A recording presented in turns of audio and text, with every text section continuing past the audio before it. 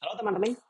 Jadi seminggu terakhir kayaknya atau berapa hari lalu gitu aku barusan ngisi suatu acara Tech Talk tentang software engineering overview. Dan lumayan asik, banyak pertanyaan-pertanyaan menarik gitu. Aku membahas sesuatu yang mungkin jarang dibahas gitu di perkancahan software engineering, especially di Indonesia, yaitu tentang kayak gimana cara promosi gitu. Dan gimana cara growing your software engineering, not software engineering skill, growing your career honestly, and not necessarily your software engineering skill. Dan di waktu ketika ngisi jawab pertanyaan, sebenarnya lumayan banyak pertanyaan yang masuk, cuma gitu sayangnya aku nggak bisa nge-cover semua. Dan kali ini aku mau spend some time untuk menjawab pertanyaan-pertanyaan yang belum berhasil aku jawab. Jadi mari kita coba kulik satu-satu. Mulai dari pertanyaan pertama. Cara cari kerja di luar negeri selain LinkedIn dan Indeed di mana, Mas? Ada, aku punya list yang jumlahnya adalah 50-an ya. Um, yang dimana dirimu bisa apply for remote jobs. Dan di sini sebenarnya yang paling penting adalah kita punya resume yang bagus, well written, international standard, bukan Indonesia or Asian standard yang dimana kamu harus put your photo there. Terus ya udah apply aja di sana.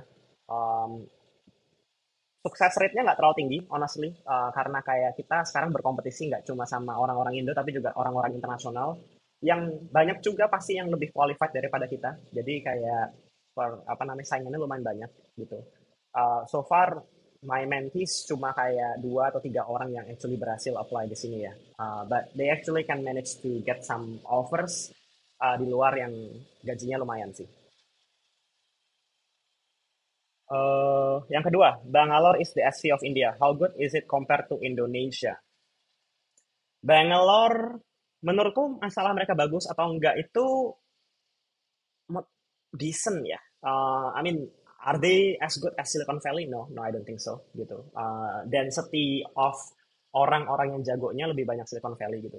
Cuma gini, kalau di compare sama Indonesia gini deh. Ada, I don't know, 100 juta gitu software engineer di Bangalore, di India ya. Sedangkan di Indonesia cuma ada ratusan ribu. Jadi kayak perbandingan itu 1 banding 1000 hampir ya antara software engineer di Indonesia sama di Bangalore gitu. Jadi kalau kita mau cari software engineer yang bagus gitu, ya kemungkinan bisa nyari di Bangalore gitu, just because the sheer amount of numbers gitu.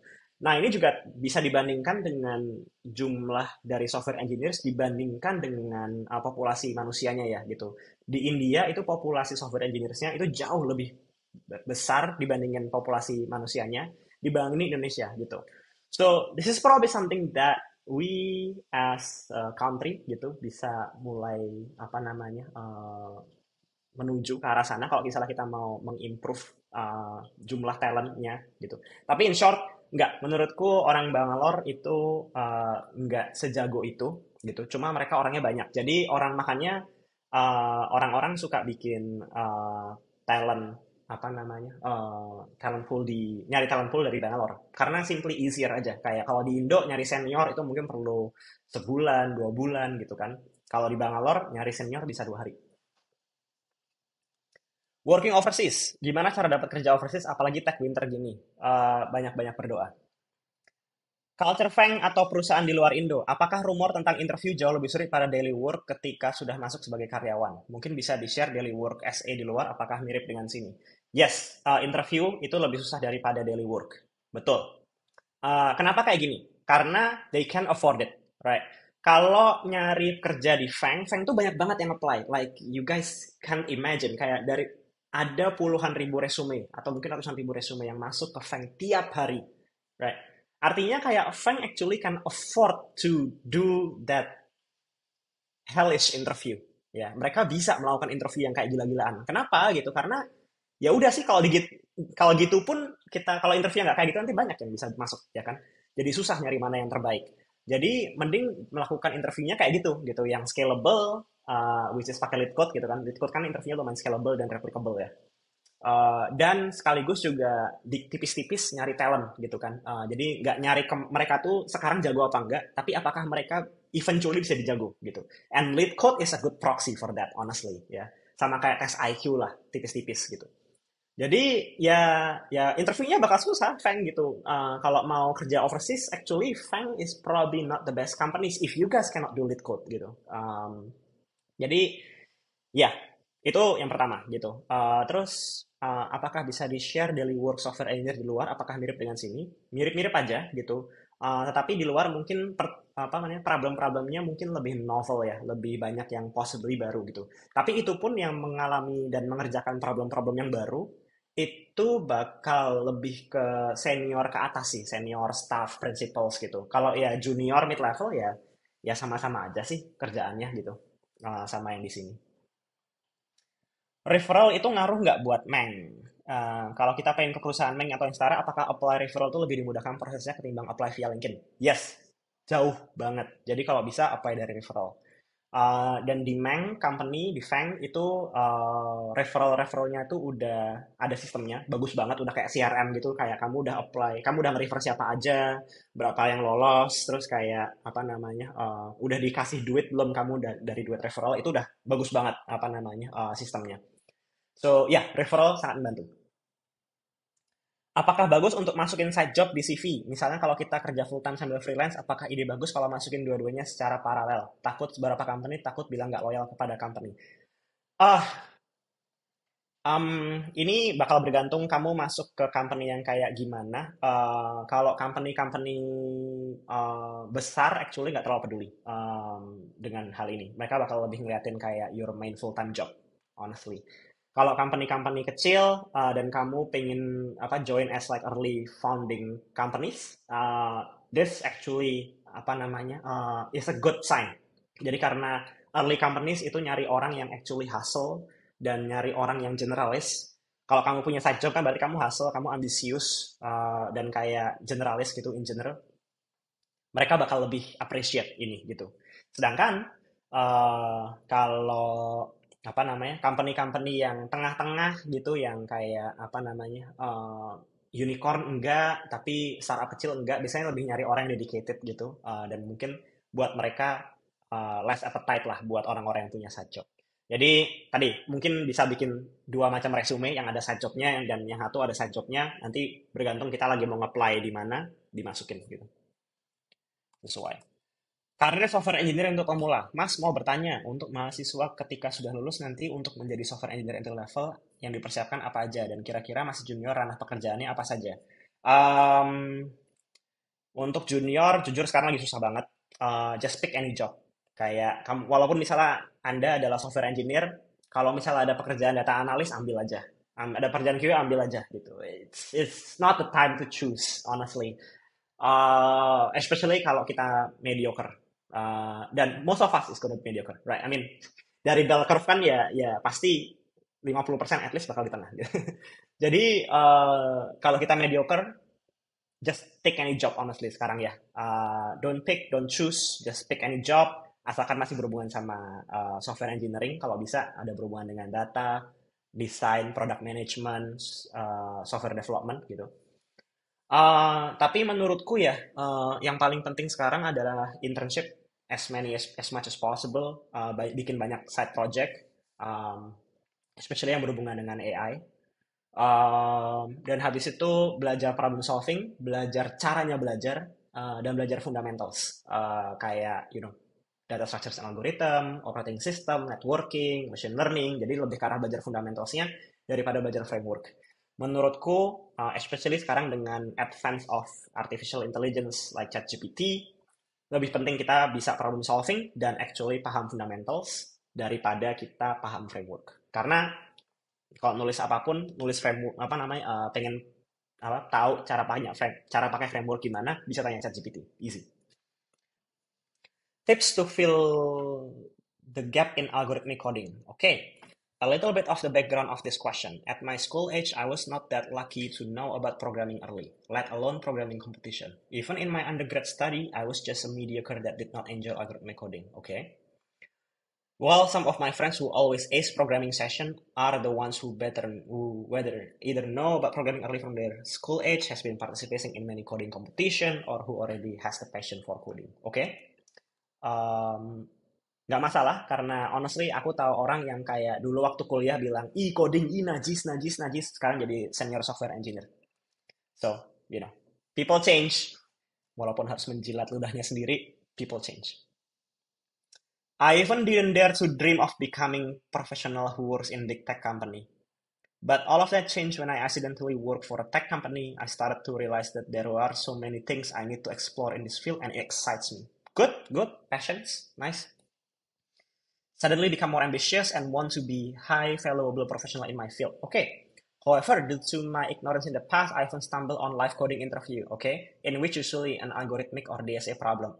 Of course, I can code to build a product, I learn system design, I can explain like I'm five well enough, but for me, algorithmic coding is a whole different thing. Yes, makes sense.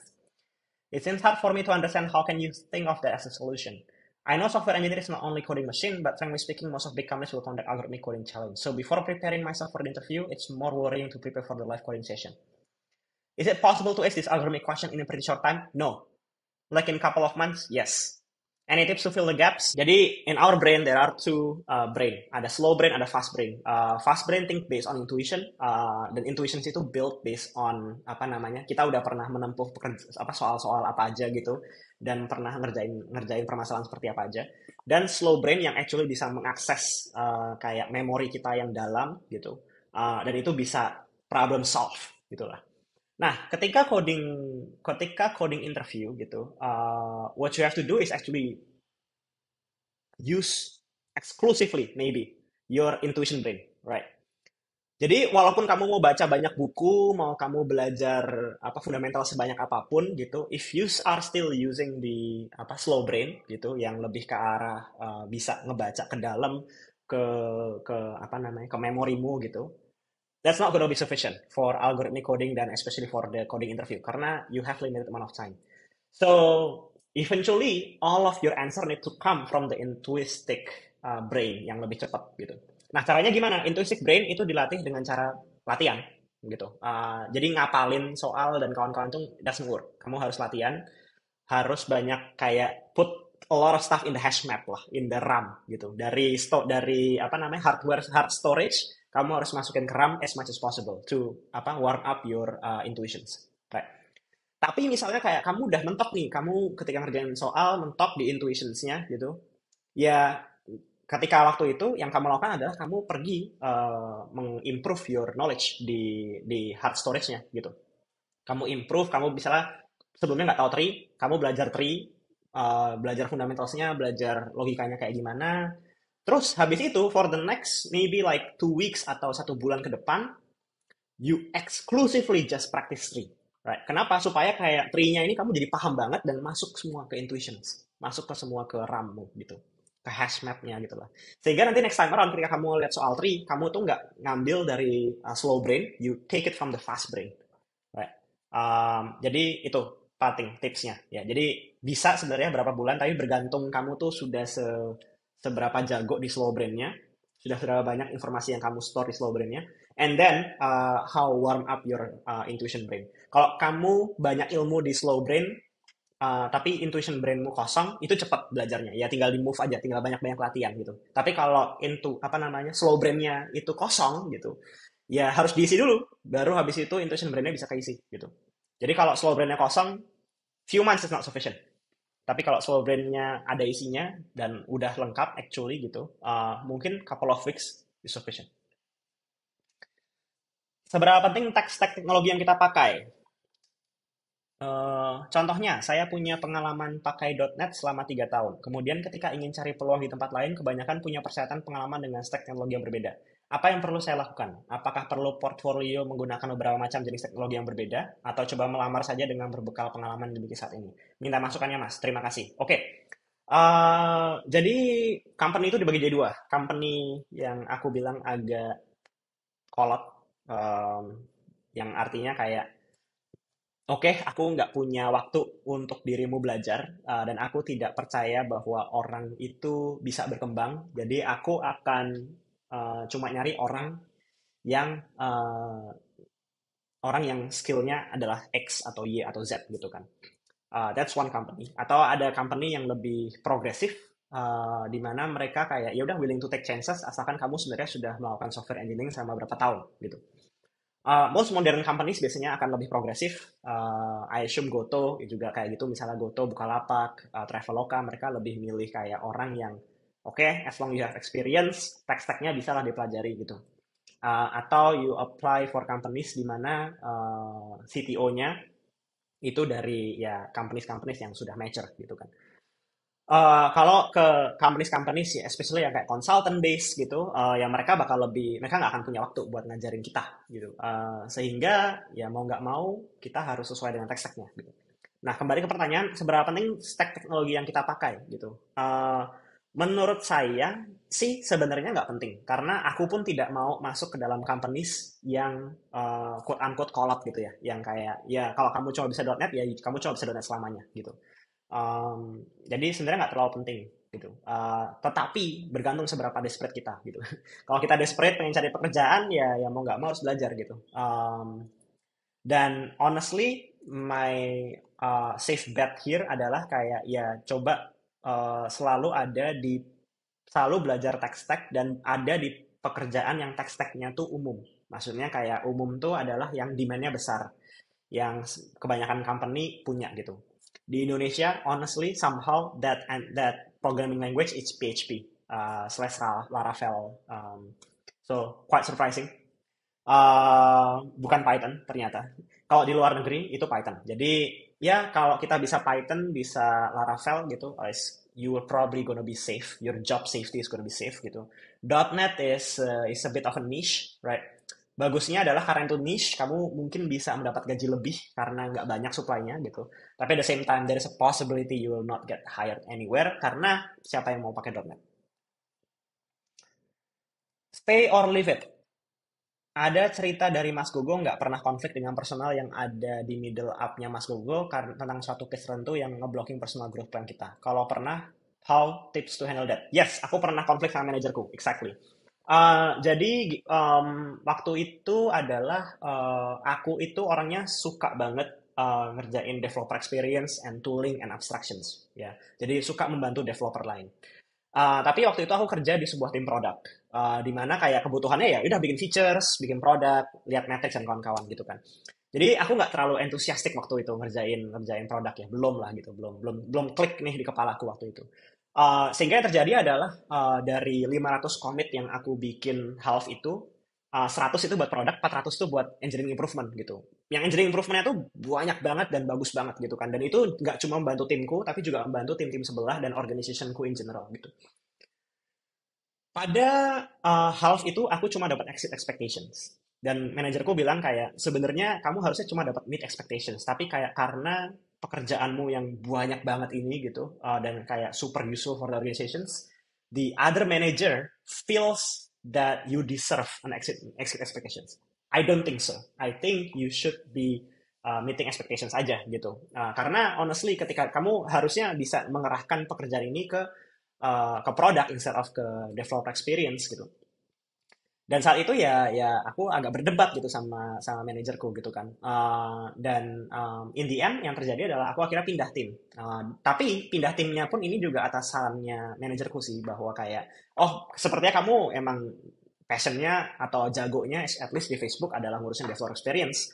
Ya udah, ini ada kebetulan ada tim lagi nyari developer experience. Kamu kebetulan udah sering bantuin tim mereka. Kamu mau coba bantuin nggak? And then aku ngobrol sama manajer mereka bahkan bilang gitu, oke, kamu bantuin project, tapi mau nggak sekalian pindah tim? And in the end kayak aku akhirnya pindah tim, and everything goes well. Jadi ya a little bit of conflict with my manager, direct manager gitu, dan hasilnya adalah kayak almost my promotions, tapi untungnya kayak aku dipindahin ke tim lain, and I got my promotions immediately. Talking about at least 300 PRs per half, how to do that? How big should the PR be? A simple change that should immediately be made to PR. What are most granular changes that need to be turned into PR? How much impact of each PR should be? Oke, jadi ngomong-ngomong soal PR, mungkin aku akan bikin video spesifik untuk ngomongin tentang PR ya gitu. Sebenarnya apa namanya? Kembali ke perputaran itu ya, effort, output, outcome sama impact. Jadi PR itu sebenarnya adalah effort aja gitu kan. Dan kayak apa namanya, it is a measure of like how hardworking you are gitu. As a junior engineer, you need to be hardworking. Nah, seberapa besar PR, seberapa besar PR-nya? PR-nya itu sebenarnya bisa kecil gitu. Cuma sebenarnya sih aku nggak terlalu suka menggunakan PR sebagai measurements ya gitu. Aku menggunakan release sebagai measurement. Jadi kamu kayak setiap kali bikin features kamu release gitu. That release is one thing gitu, one PR, one measurements gitu. Dan kamu harus melakukan 300 of that dalam 6 bulan. Nah, seberapa besar sih itu? Ya sebenarnya ideally justru kecil-kecil gitu kan, kecil-kecil tapi diprotek sama feature flag gitu. Dan apa namanya? Ini bisa kayak varying from like satu line of code sampai 200 line of code gitu. Lebih dari itu, it needs to be split into multiple PR and split into multiple release supaya nggak nge-break productions. Dan caranya gimana tuh biar bisa kayak gitu? Banyak caranya gitu. Get used to your IDE, kayak install plugins, punya beberapa monitor, keyboardnya di-upgrade, mouse-nya dibikin yang bagus. Get used to Vim because you don't have Visual Studio in your remote desktop. Terus apa namanya? Pasang linter, pasang unit test gitu. Pokoknya like you know just do everything that you need to do to get like 300 PRs per half gitu. Dan itu lebih ke arah kayak, oke, aku belum 300 nih. Apalagi ya yang harus aku improve di toolingku, di apa namanya, speedku supaya aku bisa reach 300. The number is not actually the goal. The number is just a measurement, right? Lebih ke arah kayak aku harus apa sih yang sebenarnya blocking aku sekarang supaya nyampe 300 gitu.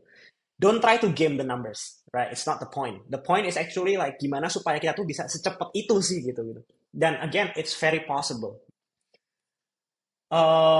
Unfortunate support from current company. Saya seorang junior software engineer, specialized in backend engineers, dan saya merupakan SWE yang passionate, driven, and loving to learn new technologies, explore team, dan seterusnya. Company nggak peduli. Saya suka baca sistem desain, best practice, and more. Again, company nggak peduli. However, tempat saya bekerja terbukti tech stack yang digunakan sangat standar.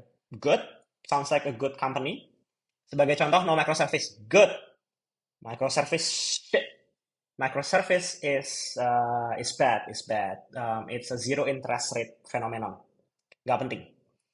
Bisa dikatakan tertinggal sekali dari perusahaan lainnya. I don't know, man. I'd love to implement what I know, what I have read to my daily job, but again, sayangnya the company might not be able to do that due to strict rules of finance and more, the project itself and more. Sehingga saya merasa takut akan stuck dan tertinggal dibanding tech company di luar sana. With this, do you have any suggestion of what should I do and what action should I take? Part-time, side projects, dan bikin aplikasi sendiri. PS, aku sudah aktif dan inisiatif untuk implement those best practice, but again, I need support dari atasan. I did some projects, tapi I'm afraid I cannot leverage that. Yeah, seems like you cannot implement it in the current company. Tapi you might want to evaluate apakah this best practices is actually that important, right? Karena microservice you don't really need microservice. Shopify itu monolith, Facebook monolith, Stack Overflow monolith. Kalau mau cuma untuk fun ya just do it in side project atau in your own app. Uh, tapi I think the point is kayak gimana apa yang harus kamu lakukan kalau kamu nggak dapat support dari company, tapi kamu pengen implement some ideas gitu ya. Berpolitik. Silahkan berpolitik. Oke, jadi udah lumayan banyak yang dijawab. Dan sebenarnya ini kayak aku baru jawab separuhnya gitu. Uh, jadi mungkin akan aku lanjutkan di video selanjutnya. But otherwise, stay coding.